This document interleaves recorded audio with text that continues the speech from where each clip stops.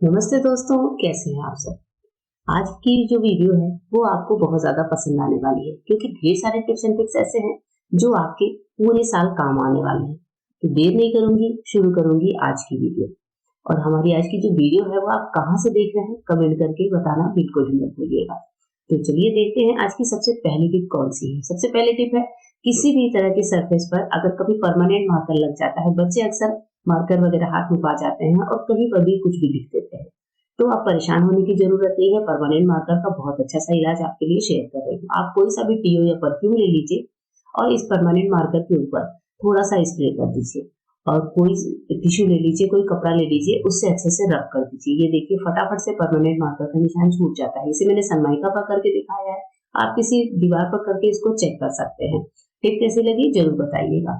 Next tip है इस तरह के छोटे से ग्लिटर को लेकर। ये हमारे ये ग्लिटर कई बार बहुत ज़्यादा गंदे हो जाते हैं, पीले हो जाते हैं, तो हम इनको फेंक देते हैं। तो इस बार ग्लिटर को फेंकने की गलती बिल्कुल मत करिएगा।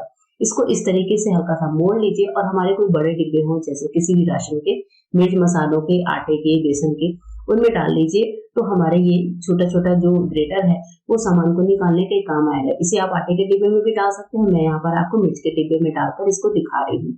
तो अब इन मसालों के डिब्बे में बड़े चम्मच रखने की बजाय इस तरीके से आप ग्रेटर का भी इस्तेमाल कर सकते हैं। नेक्स्ट टिप है, जो क्रॉकरी के बर्तन पर इस तरह के स्टिकर के दाग लगे होते हैं, इनको हम कैसे छुड़ाएं। इनको हम गैस पर भी गर्म नहीं कर सकते, तो इसके लिए एक उपाय है कि आप इसे हल्के से गर्म पानी में डिप कर दीजिए 10 मिनट के लिए। 10 मिनट तक मैं इसे डिप करती हूँ और उसके बाद आपको दिखाती हूँ। 10 मिनट हो गए हैं, तो चलिए अब हम इस बर्तन को चेक कर लेते हैं। अभी क्या होता है, नीचे से स्टिकर बिल्कुल ढीला हो जाता है, तो ले लीजिए स्टील का स्क्रबर या फिर जूना और उसे अच्छे से इस बर्तन को रब कर दीजिए। हो सकता है शुरू में ये ना निकले, पर जैसे ही आप इसको रब करते जाएंगे तो हमारा जो ये स्टिकर है वो बहुत अच्छे से छूटना शुरू हो जाता है। ये स्टिकर का दाग काफी ज्यादा पुराना था, मैंने इसे सोचा कि जब मैं इसे निकाल ही रही हूँ तो आपके साथ ये टिप भी शेयर कर देती हूँ। तो यहाँ पर देखिए हमारे स्टिकर का दाग बहुत अच्छे से निकल चुका है।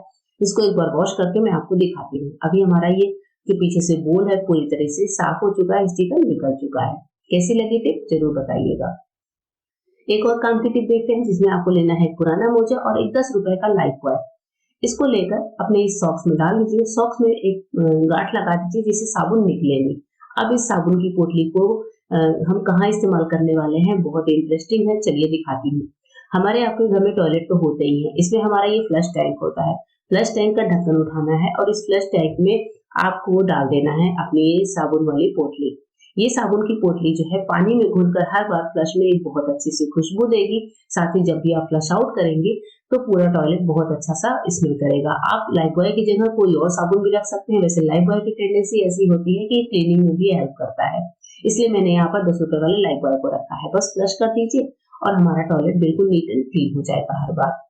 नेक्स्ट एक और टिप बताती हूँ। जब भी कभी हम आटा गलती से गीला गूंथ देते हैं तो उस टाइम पर रोटियां बनाते समय एक प्रॉब्लम आती है कि रोटी हमारी आड़ी बेड़ी सी मिलती है, यानी कि जब हम इसे बेलते हैं तो अनइवन सा साइज होता है। तो ऐसे टाइम पर आप क्या करेंगे, आप बार बार तो हम आटे को सही नहीं कर सकते। तो जैसे कई बार कोई कुछ लोग होते हैं जो बिगिनर्स होते हैं, नौसिखिया होते हैं, उनके लिए ये टिप है कि अगर आपको भी ऐसे गीले आटे से रोटी बनाने में दिक्कत आती है तो इस बार एक छोटा सा उपाय कर लीजिए, आपको बहुत मजा आने वाला है रोटी बनाने में। इसके लिए आपको क्या करना है, आप लोई रखिए और उसके बाद से बेलन के साथ ही 2 रबर बैंड लगा दीजिए। जिस तरीके से मैं आपको दिखा रही हूँ यहाँ पर, जहाँ से हमारी रोटी खिसकती है उस जगह पर 2 रबर बैंड का इस्तेमाल आपको करना है और उसके बाद से आपको रोटी बेलना शुरू करना है।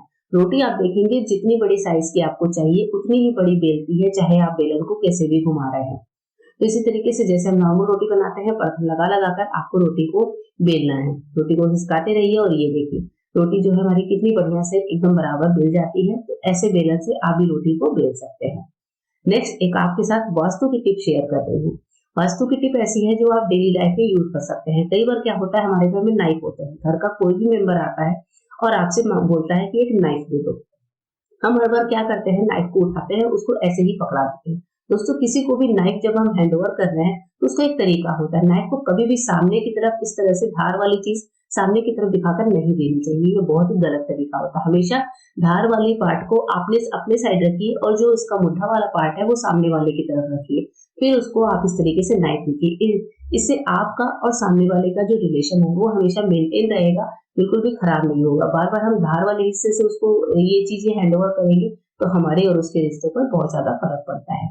नेक्स्ट एक और टिप शेयर कर रही हूँ जो कि है स्लैब की क्लीनिंग को लेकर। कई बार स्लैब गंदी हो जाती है किचन की, तो इसमें आप थोड़ा सा पानी डालिए, थोड़ा सा सॉल्ट डालिए और थोड़ा सा डिटर्जेंट डिशवॉश कोई सा भी लिक्विड डाल लीजिए, गीले स्पॉन्ज से रगड़ दीजिए और फिर गीले कपड़े से अच्छे से इसको साफ कर दीजिए। आप देखेंगे कि आपकी जो किचन स्लैब है मार्बल की या फिर टाइल्स की या फिर जैसे भी है, वो बिल्कुल शाइन करने लगती है, चमकने लगती है। नमक बहुत अच्छे से स्लैब पर से क्लीनिंग का काम कर देता है। एक और यूजफुल टिप है इस तरह के गंदे चीकट तवे को लेकर। तवे को सबसे पहले हमें गर्म करना है, या फिर रोटी बनाने के तुरंत बाद भी आप ये काम कर सकते हैं। जैसे मेरा ये तवा काफी ज्यादा पराठा बनाने के बाद बिल्कुल गंदा सा हो गया है। इसके साथ हम क्या करेंगे, तवा जैसे ही गर्म हो जाए तो आपको कोई टोमेटो सॉस या केचप वगैरह लेना है, थोड़ा सा इसके ऊपर डाल देना है। इस तरीके से सॉस जैसे ही डालें तो सॉस को चारों तरफ अच्छे से फैला लीजिए। सॉस में होता है दोस्तों सोडियम बेंजोएट, जो कि सॉस को प्रिजर्व करने का भी काम करता है, साथ ही एक तरह का केमिकल भी होता है जो कि लोहे के साथ रिएक्शन करता है। तो सॉस को आपको पूरी तरीके से इस तरीके से फैला लेना है। उसके बाद से हमें एक चीज चाहिए जो कि हमारे पास अक्सर घर में मिल जाती है, दिवाली के टाइम पर तो मिलती ही मिलती है, वो होती है पीताम्बरी। पीताम्बरी ले लीजिए और तवे पर डाल दीजिए इस तरीके से 1 से 2 चम्मच, जितना भी तवा आपका गंदा है। जैसे मेरा तवा जो है काफी ज्यादा गंदा है तो मैंने यहाँ पर पीताम्बरी का इस्तेमाल ज्यादा किया था। अभी हमें ये काम गरम तवे पर ही करना है जैसे मैं आपको दिखा रही हूँ। और आप चाहें तो पीताम्बरी जो है उसका इस्तेमाल थोड़ा सा ज्यादा मात्रा में भी कर सकते हैं, तवा कम है तो कम इस्तेमाल कर सकते हैं। तो यहाँ पर मैंने 2 चम्मच भर के पीताम्बरी डाली है। अभी आप देख रहे हैं धुआं निकलने लगा है। इस टाइम पर क्या होता है, तवे की जो गंदगी है वो बहुत अच्छे से छूटने लगती है। इसके साथ ही साथ आपको क्या करना है, थोड़ा सा पानी स्प्रिंकल कर लेना है जिससे पीताम्बरी हल्की सी गीली हो जाए। तो यहाँ पर बहुत थोड़ा सा पानी डालना है, बहुत ज्यादा नहीं डालना है।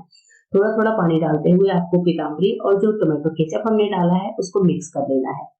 इसी तरीके से मिक्स करते करते आप देखेंगे कि उसी टाइम पर तवे का जो बीच वाला पार्ट है वो तो बहुत अच्छे से क्लीन होने लगता है, क्योंकि वो पतला पार्ट होता है और पीताम्बरी के टच में आते ही वो बहुत अच्छे से साफ होने लगता है। तो यहाँ पर अभी जो है मैं थोड़ा थोड़ा पानी डालकर ही सारे मिक्सचर को अच्छे से क्लीन कर रही हूँ।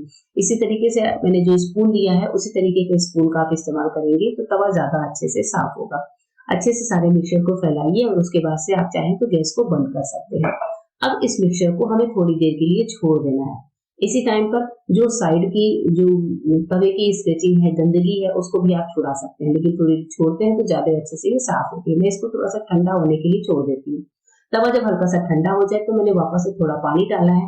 इस टाइम पर हमें जरूरत पड़ेगी स्टील वाले जूने की, स्टील वाले स्क्रबर की। आप चाहें तो इसमें थोड़ा डिटर्जेंट लगा सकते हैं या फिर ऐसे ही कर सकते हैं। तवे को अच्छे से रब कर दीजिए।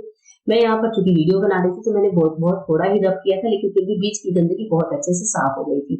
या फिर आप ईंट या दिए की हेल्प भी ले सकते हैं और साइड की गंदगी को छुड़ा सकते हैं। पानी से वॉश करने के बाद देखिए बीच वाली गंदगी कितनी बढ़िया तरीके से साफ हो गई है। साइड की भी गंदगी अगर मैं और दिए वगैरह से रगड़ती तो शायद और अच्छे से साफ हो जाती, तो मैंने सोचा कि एक बार आपको ऐसे ही दिखा देती हूँ। तो इस तरीके से आप भी अपने गंदे तवे को बहुत अच्छे से क्लीन कर सकते हैं। पूरी वीडियो कैसी लगी कमेंट करके जरूर बताइएगा।